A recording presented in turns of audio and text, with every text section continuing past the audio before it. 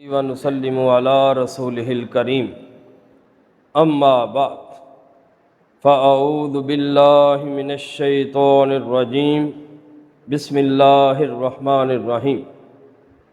معزز و محترم خواتین و حضرات، آج ہم ہفتہ وار درس عرفان القرآن و حلقہ ذکر میں موجود ہیں۔ آج ہم بحمد اللہ تعالی اللہ پاک کے فضل و کرم سے اور تاجدار کائنات صلی اللہ علیہ وسلم کے نعلین پاک کے توسل سے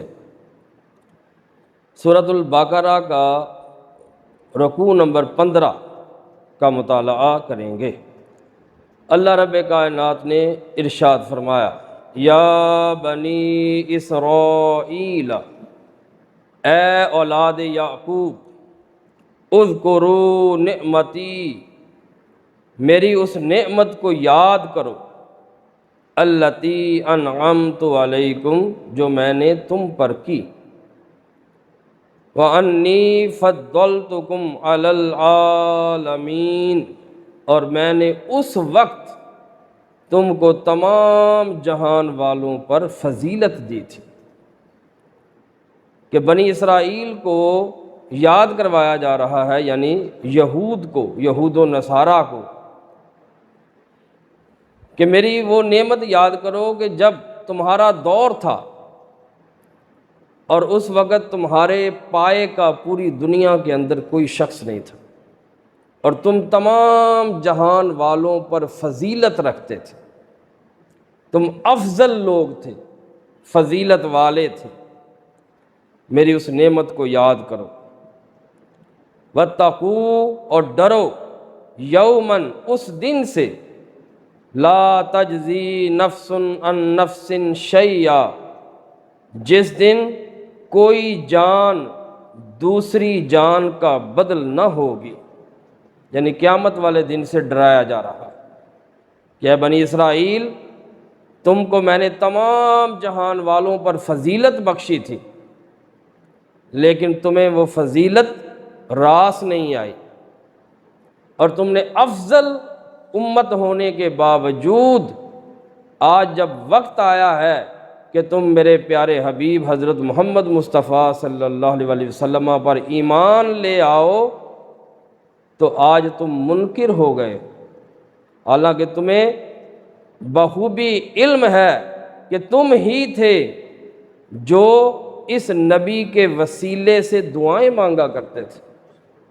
اس نبی کے واسطے سے دشمن پر فتح پاتے تھے، اس نبی کے وسیلے سے تم اللہ کی نعمتیں مانگا کرتے تھے اور دعائیں کیا کرتے تھے کہ یا اللہ، ہماری زندگی کے اندر وہ محبوب نبی خاتم النبیین بھیج دے تو ہم اس پر ایمان لے آئیں گے، اس کی مدد کریں گے، اس کے دین کو پھیلائیں گے، لیکن تم منکر ہو گئے۔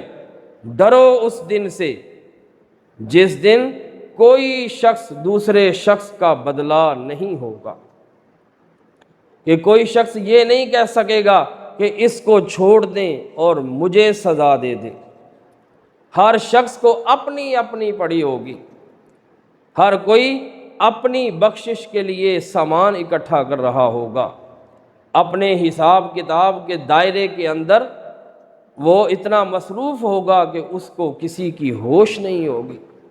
بیٹا باپ کو نہیں پہچانے گا، باپ بیٹے کو نہیں پہچانے گا، بیٹی ماں کو نہیں پہچانے گی، ماں بیٹی کو نہیں پہچانے گی، کوئی رشتہ دار، کوئی دوست یار کسی کے کوئی کام نہیں آ سکے گا۔ تو ڈرو اس دن سے۔ تو اس دن سے کیوں ڈرایا جا رہا ہے؟ کہ آج جن لوگوں سے تم ڈر کر اس محبوب نبی کو نہیں مان رہے، جن لوگوں سے ڈر کر کہ یہ کیا کہیں گے، یہ کہیں گے بھئی اپنے دین سے پھر گئے ہو، اپنا مذہب چھوڑ دیا ہے، اپنا عقیدہ چھوڑ دیا ہے، تو ان لوگوں سے تو ڈر کر میرے نبی پر ایمان نہیں لا رہے، تو اس دن سے بھی ڈرو جس دن یہ لوگ تمہارے کسی کام نہیں آ سکیں گے۔ یہ تمہارے مذہبی پیشوا، یہ تمہارے علماء، یہ تمہارے روحانی پیشوا، یہ تمہارے پیران اعظام جو آج تم کو نبی محتشم پر ایمان لانے سے اور ماننے سے روک رہے ہیں، ڈرو اس دن سے جس دن یہ تمہارے کسی کام نہیں آئیں گے۔ فرمایا وَلَا يُقْبَلُ مِنْهَا عَدْلٌ، اور تم سے کوئی معاوضہ بھی قبول نہیں کیا جائے گا کہ آج جس دولت پر تم مان کر رہے ہو کہ اگر ہم نے نبی آخر الزمان پر ایمان لے آئے، ان کو نبی مان لیا، آخری نبی مان لیا، تو پھر ہماری جو دولت ہے وہ کہاں جائے گی؟ ہم تو غریب ہو جائیں گے، ہمارے جو نذرانے ہیں، ہمارے جو کاروبار ہیں وہ سب ختم ہو جائیں گے۔ فرمایا آج جس دولت پر تم مان کر رہے ہو اور جس دولت کو حاصل کرنے کے لیے اس نبی سے منکر ہو رہے ہو، وہ دولت بھی قیامت والے دن کام نہیں۔ تمہاری دولت تم معاوضہ دے کر تو اپنی جان نہیں چھڑا سکو گے، وہ دن قیامت کا ہے، دنیا کا نہیں ہے۔ دنیا کے اندر تو تم معاوضہ دے کر، رشوت دے کر، پیسے دے کر اپنی جان چھڑا سکتے ہو، لیکن اس دن تم سے کوئی چیز بھی قبول نہیں کی جائے گی۔ وَلَا تَنْفَعُهَا شَفَاعَةٌ، اور تمہیں کسی شخص کی بھی سفارش فائدہ نہ دے گی۔ کسی شخص کی سفارش تمہیں کوئی فائدہ نہیں دے گی۔ یہ آج تمہارے جتنے بھی سرداران ہیں، تمہارے مذہبی پیشوا ہیں، روحانی پیشوا ہیں، جن کے ڈر سے تم آج اسلام قبول نہیں کر رہے، ان کی سفارش قیامت والے دن تمہیں کوئی نفع یا فائدہ نہیں دے سکے گا۔ وَلَا هُمْ يُنصَرُونَ، اور نہ ہی تمہاری کسی سے مدد کی جائے گی، اور کوئی تمہاری مدد وہاں پر نہیں کر سکے گا۔ اس دنیا کے اندر تو تم دیکھتے ہو جی فلاں شخص میری مدد کرے گا، میرا بھائی ہے وہ میری مدد کر دے گا، میرے چچا کا بیٹا ہے وہ میری مدد کر دے گا، فلاں افسر میرا واقف ہے وہ میری مدد کر دے گا، فلاں شخص میری مدد کر دے گا، لیکن بروز قیامت تمہاری کوئی مدد نہیں کر سکے گا۔ اس لیے آج کے دن ان لوگوں سے ڈرنے کی بجائے اس دن سے ڈرو، اس وقت سے ڈرو جو روز قیامت ہے، روز حساب ہے، روز جزا ہے، جس دن صرف اس اللہ کی بادشاہی ہے۔ لمن الملک اليوم، آج کے دن پکارا جائے گا قیامت والے دن، اللہ رب کائنات پکارے گا لمن الملک اليوم، آج کس کی بادشاہی ہے؟ تو کہیں گے للہ الواحد القہار، آج اس اللہ واحد اور قہار کی بادشاہی ہے۔ آج اس کے حکم کے بغیر کوئی سر بھی نہیں اٹھا سکے گا، کوئی بات نہیں کر سکے گا، کوئی گفتگو نہیں کر سکے گا، کسی کو چلنے کی اجازت نہیں ہوگی، کسی کو بولنے کی اجازت نہیں ہوگی، کیونکہ مکمل بادشاہی اس رب کائنات کی۔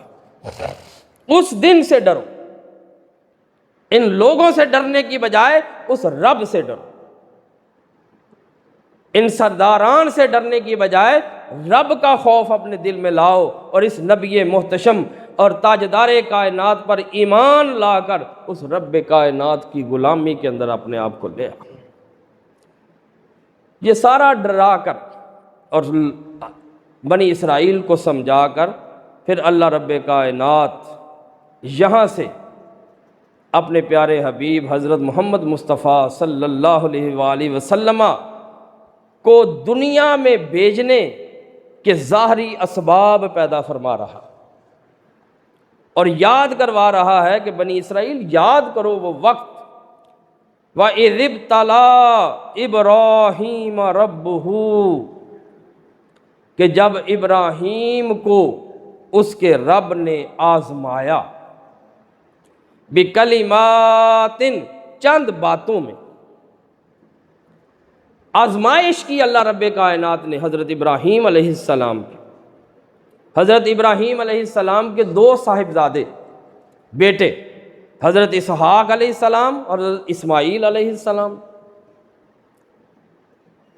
اب اللہ رب کائنات نے حضرت ابراہیم علیہ السلام کی آزمائش کی، اور آزمائش اللہ رب کائنات اپنے بندوں کی اس لیے کرتا ہے کہ اس لیے نہیں کرتا کہ ان کو تکلیف کے اندر ڈالے، کسی مصیبت کے اندر ڈالے، بلکہ ان کو نکھارنا چاہتا ہے، ان کو اور پختہ کرنا چاہتا ہے کہ اے مجھ پر کتنا ایمان رکھتے ہیں، میرے ایمان کے اندر ان کو کتنا یقین ہے اور میرے ہونے پر ان کو کتنا یقین ہے۔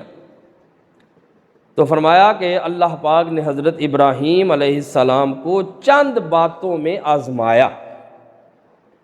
اب وہ چند باتیں کیا تھیں، اس کے بارے میں مختلف اقوال ہیں۔ بعض مفسرین لکھتے ہیں جی کہ وہ باتیں مناسک حج کی تھیں، کہ حج کے جو ارکان ہیں ان ارکان کے اندر آزمایا گیا۔ اور ابن عباس رضی اللہ عنہ کا قول ہے کہ وہ 10 چیزیں تھیں۔ کتنی چیزیں تھیں جی؟ 10 چیزوں میں آزمایا۔ وہ 10 چیزیں کیا تھیں؟ ان میں سب سے پہلے تھی مونچھیں کتروانا۔ یہ حضرت ابراہیم علیہ السلام سے شروع ہوئی۔ پہلے مونچھیں بڑھائی جاتی تھیں، کٹائی نہیں جاتی تھی۔ پھر ہم جو کلی کرتے ہیں، جس کو ہم پنجابی میں کرولی کہتے ہیں، تو یہ بھی حضرت ابراہیم علیہ السلام پر آزمائش کے طور پر یہ لازم کی گئی، واجب کر دی گئی۔ یہ جو 10 چیزیں گنواؤں گا یہ ابراہیم علیہ السلام اور ان کی ماننے والوں پر کیا تھی؟ واجب تھی، ضروری تھی۔ ان باتوں میں وہ آزمائے گئے۔ کلی کرنا اور صفائی کے لیے ناک میں پانی ڈالنا، یہ اس سے پہلے نہیں تھا۔ دانتوں کو صاف کرنے کے لیے مسواک کرنا، پھر سر میں مانگ نکالنا، چیر نکالتے نا چیر، تو یہ بھی حضرت ابراہیم علیہ السلام سے شروع ہوا۔ ان باتوں میں آزمایا گیا۔ پھر ناخن ترشوانا، ناخن کاٹنا، اس کے اندر بھی ابراہیم علیہ السلام کو آزمایا گیا۔ پھر بغل کے بال اتروانا، زیر ناف بال اتارنا، ختنہ کرنا اور استنجا کے لیے پانی کا استعمال کرنا۔ یہ حضرت ابراہیم علیہ السلام کو حضرت ابن عباس رضی اللہ عنہ کا قول ہے کہ آپ کو ان 10 باتوں کے اندر آزمایا گیا اور آپ پر یہ چیزیں واجب اور لازم کر دی گئیں، اور دیکھا گیا کہ ابراہیم اور اس کے ماننے والے ان باتوں پر پورا اترتے ہیں یا نہیں اترتے۔ فرمایا اذ ابتلی ابراہیم ابراہیم ربہ، حضرت ابراہیم علیہ السلام کے رب نے آپ کو آزمایا بکلمات، چند باتوں میں، فاتمہن، تو آپ نے وہ ساری باتیں پوری کر دی۔ یعنی آپ اپنی آزمائش میں پورے اترے، اور وہ باتیں جو اللہ رب کائنات نے آزمائش کے طور پر آزمانے کے لیے، آپ کو اپنے یقین کے اندر پختہ کرنے کے لیے، آپ کو نکھارنے کے لیے جو چیزیں واجب اور لازم کی تھیں، آپ نے وہ ساری چیزیں پوری کر دکھائی۔ جب آپ اپنی آزمائش میں پورا اترے تو اللہ رب کائنات نے فرمایا، قال، اللہ نے فرمایا، اے ابراہیم، انی جاعلک للناس اماما، اب چونکہ تو آزمائش میں پورا اتر آیا ہے اور میری آزمائش تو نے پوری کر دی ہے، اب تمہیں انعام دوں گا، اب تمہیں اس کا پرائز ملے گا، اب میں تمہیں نوازوں گا۔ کس چیز سے؟ فرمایا انی جاعلک، میں تمہیں بنانے والا ہوں، للناس، لوگوں کا، اور لوگ کہہ کر تخصیص نہیں کی بلکہ تعمیم کر دی، پرٹیکولر نہیں کیا، پبلک کر دیا، عام کر دیا کہ روئے زمین پر جتنے بھی انسان آئیں گے یا ہیں یا آئیں گے، میں نے تمہیں تمام لوگوں کے لیے امام بنا دیا کہ تو سب کا پیشوا ہے، تو سب کا امام ہے۔ اور امام کا لفظی مطلب ہوتا ہے لیڈر، آگے چلنے والا، آگے رہنے والا۔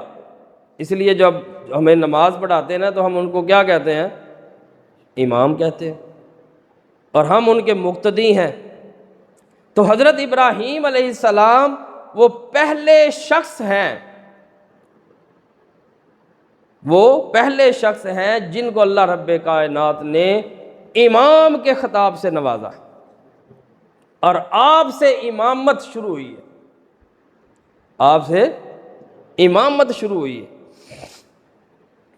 جب امام بنا دیا گیا، قال، حضرت ابراہیم علیہ السلام نے عرض کی، وَمِن ذُرِّيَّتِي، اے اللہ مجھے تو امام بنا دیا ہے، اور میری اولاد میں سے بھی کوئی امام ہوگا؟ میری اولاد میں کون امام ہوگا؟ میں تو چند سال بعد دنیا سے رخصت ہو جاؤں گا، مجھے تو امام کے خطاب سے نواز دیا، مجھے امام کا تمغہ بھی دے دیا گیا، لیکن میرے بعد امام کون ہوگا؟ قال، اللہ رب کائنات نے فرمایا، لا ینال عہد الظالمین۔ اللہ رب کائنات یہ بھی فرما سکتا تھا کہ تیری اولاد میں یہ امام ہوگا، یہ امام ہوگا، وہ امام ہوگا، وہ امام ہوگا، نہیں، ایک اصول دے دیا، ایک قانون بنا دیا، فرمایا کہ ابراہیم میرے پیارے، تو نے اپنی ساری آزمائشیں پوری کر دی ہیں، تجھے میں نے امام بھی بنا دیا ہے، اب تو نے اپنی اولاد کے بارے میں پوچھا کہ امام کون ہوگا، تو اس کا کلیہ اور اس کا اصول یہ ہوگا کہ میرا یہ وعدہ ظالموں کے لیے نہیں ہوگا، میرا یہ وعدہ ظالمین کے لیے نہیں ہوگا۔ مطلب یہ تھا کہ اے میرے پیارے ابراہیم، تیری اولاد میں جو بھی ظالم ہوگا وہ امام نہیں ہوگا، جو بھی ظالم ہوگا وہ امام نہیں بن سکے گا، امام وہی ہوگا جو منصف ہوگا، جو متقی ہوگا، جو پرہیزگار ہوگا، جو شریعت کا پابند ہوگا، اور جو اللہ اور اس کے رسول کو ماننے والا ہوگا وہ امام ہوگا۔ اب یہاں پر تھوڑی دیر کے لیے ہم رکتے ہیں۔ اللہ رب کائنات نے ارشاد لفظ استعمال کیا ظالم، کہ جو ظالم ہوگا وہ امام نہیں ہوگا۔ اب ظالم کی جو تعریف ہے اس کو ہم قرآن مجید کی روح سے دیکھتے ہیں کہ ظالم وہ ہوتا ہے جو ظلم کرتا ہے، ظالم وہ ہوتا ہے جو ظلم کرتا ہے، اور ظلم کے بارے میں اللہ رب کائنات نے فرمایا کہ سب سے بڑا ظلم کیا ہے؟ کائنات میں، دنیا میں سب سے بڑا ظلم ہے کیا؟ اس کے بارے میں قرآن ہماری رہنمائی فرماتا ہے، ان الشرک لظلم عظیم، کہ بے شک شرک سب سے بڑا ظلم ہے۔ اگر اس تعریف کی روح سے جو قرآن مجید ہمیں ظلم کی بتا رہا ہے، تو سب سے بڑا ظالم کون ہوا؟ مشرک۔ سب سے بڑا ظالم کون ہوا؟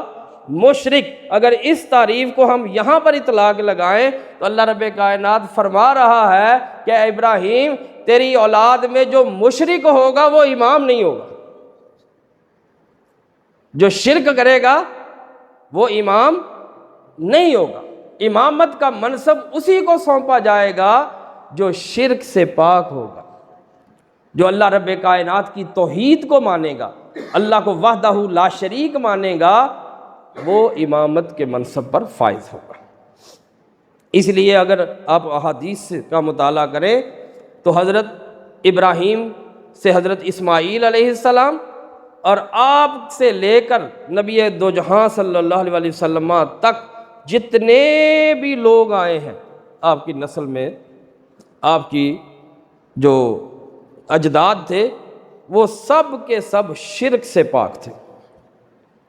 کسی نے بھی، ہر تاریخ والے نے لکھا ہے کہ جو حضرت اسماعیل کا بیٹا، اس سے آگے اس کا بیٹا، اس کا بیٹا، چلتے چلتے حضرت عبد المطلب تک اور حضرت عبداللہ تک، اور تاجدار کائنات جتنے بھی لوگ آئے ہیں وہ سب کیا تھے؟ شرک سے پاک تھے، یعنی وہ اپنے اپنے وقت میں کیا تھے؟ امام تھے، اپنے اپنے وقت میں امام تھے، کیونکہ امامت کا منصب ٹرانسفر ہوتا گیا حضرت ابراہیم سے حضرت اسماعیل کو، حضرت اسماعیل سے ان کے بیٹے کو، ان سے بیٹے کے، ان سے بیٹے کو، ان کے بیٹے سے ان کے بیٹے کو، چلتا چلتا حضرت عبداللہ تک آ گئے۔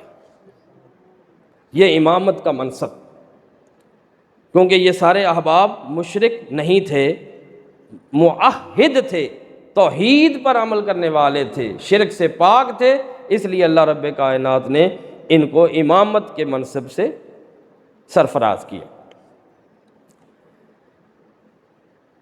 اب یہاں پر میں نے پہلے بھی عرض کی کہ اس آیت کریمہ سے اللہ رب کائنات نے اپنی گفتگو کا رخ موڑ دیا۔ یہاں سے پہلے جتنی بھی گفتگو ہم نے پڑھی وہ بنی اسرائیل کو سمجھایا جا رہا ہے، بنی اسرائیل کو بتایا جا رہا ہے، تم نے یہ کیا، تم نے یہ کیا، تم یہ تھے، تم وہ تھے، تم نے یہ کیوں نہیں کیا۔ اب یہاں سے رب کائنات نے اپنی گفتگو اس طرف موڑی ہے کہ اپنے پیارے حبیب حضرت محمد مصطفیٰ صلی اللہ علیہ وسلم کی دنیا میں تشریف آوری کے ظاہری اسباب پیدا کرنے شروع کر دیے۔ اور اگر آپ مختصر لفظوں میں یہ سمجھنا چاہیں تو اللہ رب کائنات نے میلاد کی تیاری شروع کر دی ہے۔ اللہ پاک نے میلاد کی، ولادت مصطفیٰ کی، آقا کے تشریف لانے کی دنیا میں تیاری شروع کی ہے۔ فرمایا وَإِذْ جَعَلْنَا الْبَيْتَ مَثَابَةً لِلنَّاسِ، اور یاد کرو جب ہم نے اس گھر خانہ کعبہ کو لوگوں کے لیے رجوع و امنا اور امن کی جگہ بنایا، کہ وہ گھر جو خانہ کعبہ اس کو سب سے پہلے حضرت آدم علیہ السلام نے بنایا، پھر جب طوفان نوح آیا مٹ گیا، حضرت نوح علیہ السلام نے دوبارہ اس کو بنایا، تب کا بنا ہوا پھر حضرت ابراہیم علیہ السلام اور ان کے صاحبزادے حضرت اسماعیل علیہ السلام کے حصے میں یہ ڈیوٹی آئی کہ وہ خانہ کعبہ کی دیواروں کو بلند کریں۔ اللہ اس گھر کا ذکر کر رہا ہے کہ ہم نے اس گھر کو کیا بنا دیا؟ لوگوں کے رجوع کی جگہ، کہ لوگ اطراف و اکناف عالم سے رجوع کرتے ہوئے، دوڑتے ہوئے، بھاگتے ہوئے اس گھر کی طرف آئیں گے۔ اور فرمایا وَأَمْنَا، اور اس گھر کو امن کی جگہ بنایا، کہ وہ خانہ کعبہ کیا ہے؟ امن کی جگہ ہے، یہاں آ کر ہر کوئی امن پا جاتا ہے، اور وہ اتنی امن کی جگہ ہے کہ وہاں پر کوئی شکاری شکار نہیں کر سکتا۔ شیر اور بھیڑیے اگر اپنا شکار کا پیچھا کرتے کرتے حرم میں آ جائیں تو وہ شکار کو چھوڑ کے چلے جاتے، اور اگر کوئی ہم جیسا گناہگار بندہ وہاں چلا جائے تو وہ بھی امن میں آ جاتا ہے، مامون ہو جاتا ہے۔ فرمایا وَاتَّخِذُوا مِن مَّقَامِ إِبْرَاهِيمَ مُصَلًّى، بس تم اب کیا کرو، اور حکم دیا کہ حضرت ابراہیم علیہ السلام کے کھڑے ہونے کی جگہ کو اپنے لیے نماز کی جگہ بنا لو۔ مقام ابراہیم کو کیا کرو؟ مصلی بنا لو۔ مصلی کسے کہتے ہیں؟ نماز کی جگہ، جس پہ ہم کھڑے ہو کے نماز پڑھتے ہیں، وہ مقام ابراہیم۔ اب وہ مقام ابراہیم ایک پتھر ہے، اور مقام ابراہیم اس کو اس لیے کہا جاتا ہے کہ جب حضرت ابراہیم علیہ السلام خانہ کعبہ کی دیواریں بلند کر رہے تھے تو جہاں تک آپ کا قد تھا وہاں تک آپ اینٹیں لگاتے رہے، حضرت اسماعیل علیہ السلام گارا لاتے رہے، اور آپ گارا لگا کے اوپر اینٹیں لگاتے رہے۔ یہ باپ بیٹے کی ڈیوٹی، ذمہ داری، اور یہ فضیلت آپ کی بیان کی۔ اب جب قد سے اوپر دیوار ہوئی تو ہمارے ہاں کرتے ہیں گو، پھٹے لگاتے ہیں، بانس لگا کے پھٹے لگا کے اس پہ کرتے ہیں۔ لیکن قدرت کا کمال دیکھیں کہ جب حضرت ابراہیم علیہ السلام کی دیوار بلند کر رہے ہیں اور دیوار قد سے بلند ہو گئی تو وہ پتھر خود بخود اوپر اٹھنا شروع ہو گیا۔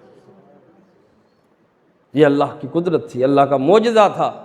تو جہاں تک آپ دیوار بلند کرتے وہ پتھر بھی خود ہی بلند ہوتا جاتا۔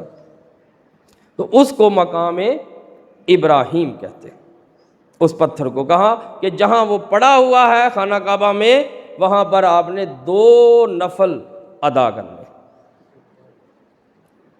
وَعَهِدْنَا إِلَىٰ إِبْرَاهِيمَ وَإِسْمَاعِيلَ، اور ہم نے ابراہیم اور اسماعیل کو تاکید فرمائی کس بات کی؟ ان طہرا بیتیا، کہ وہ میرے گھر کو پاک کریں، میرے گھر کو طہارت دیں، صاف کریں۔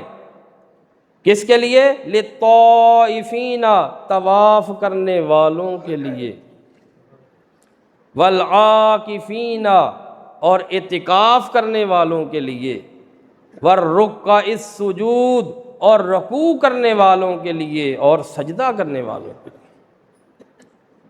یہ تاکید اللہ پاک نے کر دی کہ اے ابراہیم و اسماعیل، یہ میرا گھر ہے، اس کو آپ نے پاک اور صاف رکھنا ہے۔ یہاں لوگ اعتکاف کرنے بھی آئیں گے، طواف کرنے بھی آئیں گے، رکوع اور سجدہ کرنے کے لیے بھی آئیں گے۔ ان لوگوں کی خدمت اب تمہاری ذمہ داری، ان لوگوں کی کیا ہے؟ خدمت تمہاری ذمہ داری ہے۔ تو کیا اللہ پاک نے کر دیا کہ خانہ کعبہ کا متولی بنا دیا، خانہ کعبہ ابراہیم و اسماعیل کی تولیت میں دے دیا۔ اور وہ تولیت کب تک چلتی رہی؟ حضرت عبد المطلب جو دادا تھے آقا پر، وہ بھی متولی تھے، جناب ابو طالب بھی متولی تھے، ان کے باپ بھی متولی، ہاشم بھی متولی تھے، ان کے باپ بھی متولی تھے، ان کے باپ بھی متولی تھے۔ یعنی جو نسل اسماعیل علیہ السلام کی آقا علیہ السلام تک چلتی آئی، وہ سارے کے سارے امام بھی تھے اور خانہ کعبہ کے متولی بھی تھے۔ خانہ کعبہ کی صفائی کرنا، ستھرائی کرنا، حفاظت کرنا، اس کو سجانا، اس کو بنانا، یہ ساری کی ساری ذمہ داری اللہ رب کائنات نے تاکیدن کیا ہوتا ہے کہ زور دے کر کہنا کہ اب یہ آپ کے اوپر ہے، آپ کی ذمہ داری ہے کہ اس گھر کو صاف رکھیں۔ تو اس گھر کی صفائی ستھرائی، طہارت، پاکیزگی اللہ رب کائنات نے ابراہیم اور اولاد ابراہیم، اسماعیل اور اولاد اسماعیل، یہ ان کے سپرد کر دی، اور اس کو کوئی تقریباً 4000 سال تک کوئی چھین نہیں سکا۔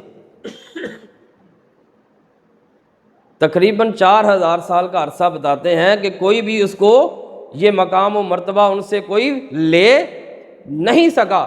اور جب یہ تھوڑا سا اختلاف ہوا بنو ہاشم میں اور بنو امیہ میں، قریش میں اور بنو امیہ میں، تو یہاں پر بھی جو تولیت تھی وہ بنو ہاشم کے حصے میں آئی، اور بنو امیہ کے حصے میں عسکری ذمہ داری آ گئی۔ ان سے کہا آپ جنگوں میں حصہ لیا کریں، خانہ کعبہ کی تولیت ہمارے ذمے۔ یہ بھی ان سے بنو امیہ بھی نہیں چھین سکے۔ یہ ایک علیحدہ تاریخ کی بات ہے۔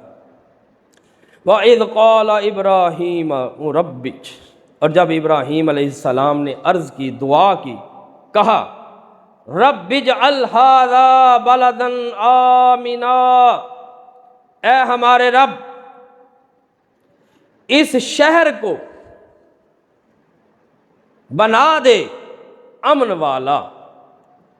امن کی ہم ڈیفینیشن پڑھ چکے ہیں کہ وہاں پر سارے امن پا جاتے ہیں، کہ اس شہر کو امن کی جگہ بنا دے، یہاں جو آئے وہ مامون ہو جائے، یہاں جو آئے وہ امن میں آ جائے، یہاں کسی کو کوئی ڈر، خطرہ اور خوف نہ ہو، یہاں دشمن بھی آ جائے تو وہ بھی اپنے آپ کو سیف محسوس کرے، یہاں گناہ گار آ جائے تو وہ بھی اپنے آپ کو عذاب سے مامون سمجھے۔ پھر اور بات دوسری یہ دعا مانگی، وَارْزُقْ أَهْلَهُ مِنَ الثَّمَرَاتِ۔ حضرت ابراہیم علیہ السلام نے دعا کی، یا اللہ اس شہر کو امن والا بنا دے اور یہاں کے رہنے والوں کو وسیع رزق دے دے، ان کو کوئی تھوڑ نہ رکھنا، ان کو کوئی کمی نہ آنے پائے، کیونکہ یہ تیرے محبوب کا شہر بننے والا ہے، یہاں تیرے محبوب کی آمد ہوگی، یہاں محبوب کا میلاد ہوگا، اس لیے اس شہر کو کیا بنا دے، وسیع رزق، من الثمرات، اس کو پھلوں کا رزق دے دے، اس کو پھلوں سے بھر دے، پھلوں سے سجا دے اس شہر کو۔ لیکن کس کو؟ من آمن منہم باللہ والیوم الآخر، اس کو رزق دے جو ایمان لے آئے اللہ پر اور آخرت کے دن پر، جو اللہ اور آخرت کے دن کو مانے گا، یا اللہ اس کو رزق دینا ہے، اس کو رزق دے، اس کو کوئی کمی نہ ہو، کیونکہ وہ اللہ پر ایمان رکھ رہا ہے، آخرت پر ایمان رکھ رہا ہے، اس کو وسیع رزق دے دے، پھلوں کا رزق دے دے۔ یہ ابراہیم علیہ السلام کی دعا تھی، کیونکہ حضرت ابراہیم بھی تو انسان تھے نا، یہاں انسان کی نیچر بھی بیان کی گئی ہے کہ انسان چاہتا ہے کہ صرف اپنوں کو ہی ملے، انسان چاہتا ہے کہ صرف اپنوں کو ملے، اپنے ماننے والوں کو ملے، لیکن وہ رب ہے، ماننے والے بھی اس کی مخلوق، نہ ماننے والے بھی اس کی مخلوق، وایا کہ اس کے ماننے والوں کو رزق دے۔ قالا، اللہ نے فرمایا، وَمَنْ كَفَرَ، اور جو کفر کرے گا، جو انکار کر دے گا، فَأُمَتِّعُهُ قَلِيلًا، اس کو بھی میں تھوڑا سا دوں گا، اس کو بھی تھوڑا سا دوں گا، کہ وہ دینے والا ہے نا، داتا ہے، تو وہ نہیں دیکھتا کہ ماننے والا ہے یا نہیں ماننے والا، نماز پڑھتا ہے یا نہیں پڑھتا، وہ سب کو دیتا ہے۔ ابراہیم نے بحیثیت انسان، جو انسانی فطرت ہے اس کے مطابق دعا کی، یا اللہ پاک جو تجھ پر ایمان رکھے، آخرت پر ایمان رکھے، اس کو دے۔ اللہ نے فرمایا کہ رہتے تو میرے حبیب کے ہی شہر میں ہے نا، رہتے تو میرے محبوب کے ہی ارد گرد ہے نا، ابراہیم جب میرا محبوب آ جائے گا تو میں ان پر عذاب بھی نہیں بھیجوں گا، وَأَنْتَ فِيهِمْ، کیونکہ میرا محبوب ان میں ہوگا، مجھے نہیں مانیں گے، اسلام کی مخالفت بھی کریں گے اور طرح طرح کے ہیلے حربے سب کچھ استعمال کریں گے، لیکن پھر بھی ان کو عذاب نہیں دوں گا، پھر ان کو بھی رزق دوں گا میں، لیکن تھوڑا، دنیا کا، آخرت میں ان کا کوئی حصہ نہیں ہوگا۔ قلیلاً سے مراد کہ دنیا میں ملے گا، لیکن آخرت میں ان کا کوئی حصہ نہیں ہوگا، کیونکہ وہ کافر ہے کہ یہ اصول دنیا کا ہے، ادھر کا نہیں ہے، ادھر کا اصول اور ہے، ادھر کا اصول اور ہے۔ ثم اضطرہ الی عذاب النار، پھر میں ان کو دوزخ کے عذاب کی طرف دھکیل کے لے جاؤں گا، مجبور کر دوں گا ان کو، وبئس المصیر، اور بہت ہی بری جگہ۔ اگلی آیت میں اللہ پاک نے فرمایا، وَإِذْ يَرْفَعُ إِبْرَاهِيمُ الْقَوَاعِدَ مِنَ الْبَيْتِ وَإِسْمَاعِيلُ، اب اللہ وہ واقعہ بیان کرنا چاہتا کہ جب حضرت ابراہیم علیہ السلام نے خانہ کعبہ کو بنانا شروع کیا، کہ جب حضرت ابراہیم حضرت اسماعیل خانہ کعبہ کی دیواریں بلند کر رہے تھے، تو جب مکمل ہو گیا کام تو وہاں کھڑے ہو کر اسی پتھر پہ، وہ پتھر پتہ نا اس کا نام کیا ہے پتھر کا؟ مقام ابراہیم، اسی پتھر پہ کھڑے کھڑے جب کام مکمل ہو گیا، سیٹسفیکشن ہو گئی کہ ہر طرح سے مکمل ہے، تو دعا کے لیے ہاتھ اٹھا دیے۔ تو یہاں سے علماء کرام کہتے ہیں مفسرین کہ یہ بھی ابراہیم علیہ السلام کی سنت ہے کہ ہر نیک کام کے بعد، اچھے کام کے بعد دعا کیا کریں، اللہ سے مانگا کریں، اور وہ دعا آپ کے درجات کو بلند کرتی ہے۔ اللہ پاک خوش ہوتا ہے کہ میرے بندے نے مجھ سے مانگا ہے۔ ربنا تقبل منا، اے ہمارے رب ہماری یہ کاوش، ہماری یہ خدمت اپنی بارگاہ میں قبول کر لے۔ تو آپ نماز پڑھتے ہیں نا، خدمت کرتے ہیں، کاوش کرتے ہیں، دین کا کام کرتے ہیں، مشن کا کام کرتے ہیں، دین کو پھیلانے کا کام کرتے ہیں، لوگوں کو دعوت دیتے ہیں، تو اس کے بعد جب رات کو واپس آئیں تو اللہ سے دعا کیجیے کریں، یا اللہ میں نے جو یہ کاوش کی ہے، خدمت کی ہے، اس کو اپنی بارگاہ میں قبول فرما دے۔ انک انت السمیع العلیم، بے شک اے مالک تو سننے والا ہے اور جاننے والا ہے، کہ تو ہماری دعاؤں کو جو دل میں ہے وہ بھی سنتا ہے اور جانتا بھی ہے، لیکن پھر بھی ہاتھ اٹھا کر دعا مانگنا یہ بھی سنت ابراہیمی ہے، کہ کوئی کہے نا جی کہ ہاتھوں سے ہاتھ اٹھا کے مانگنے کی ضرورت نہیں ہے، یا زبان سے الفاظ کہنے کی ضرورت نہیں ہے، دل میں خیال پیدا ہوا وہ بھی جانتا ہے، بے شک جانتا ہے، اس کے سننے اور جاننے میں کوئی کمی نہیں ہے، لیکن اس کو پسند ہے میرا بندہ مجھ سے الفاظ کے ذریعے مانگے، اپنے منہ سے الفاظ نکال لے۔ فرمایا ربنا، اے ہمارے رب، وجعلنا مسلمین لک، ہم دونوں کو اپنا فرما بردار بنا لے۔ لفظی مطلب ہے یہ ہم دونوں کو مسلمان بنا دے۔ مسلمان کا مطلب ہوتا ہے فرما بردار، سر تسلیم خم کرنے والا، ہر بات کو ماننے والا، اللہ کی ہر ماننے، وہ اللہ کو نہیں مانتا، اللہ کی مانتا ہے۔ مسلمان وہ ہوتا ہے جو اللہ کی مانتا ہے، مومن وہ ہوتا ہے جو اللہ کو مانتا ہے، جو اللہ کو مانے وہ مومن، جو اللہ کی مانے وہ مسلمان۔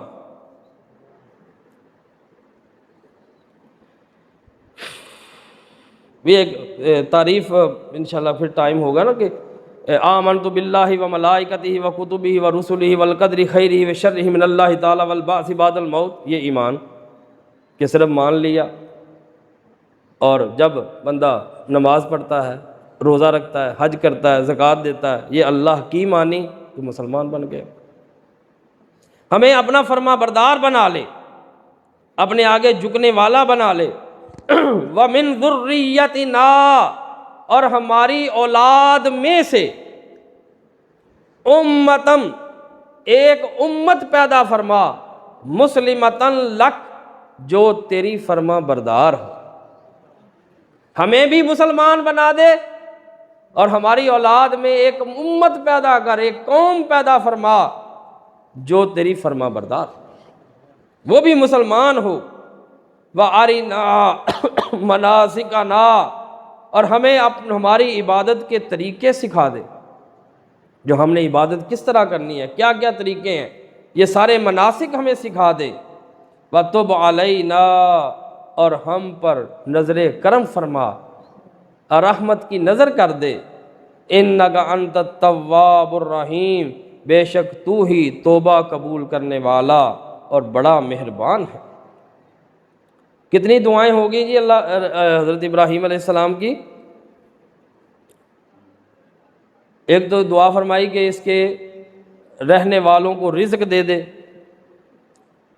پھر فرمایا کہ ہماری اس کاوش کو قبول فرما، پھر ہمیں مسلمان بنا اور ہماری امت میں نسل میں سے ایک مسلمان امت پیدا فرما۔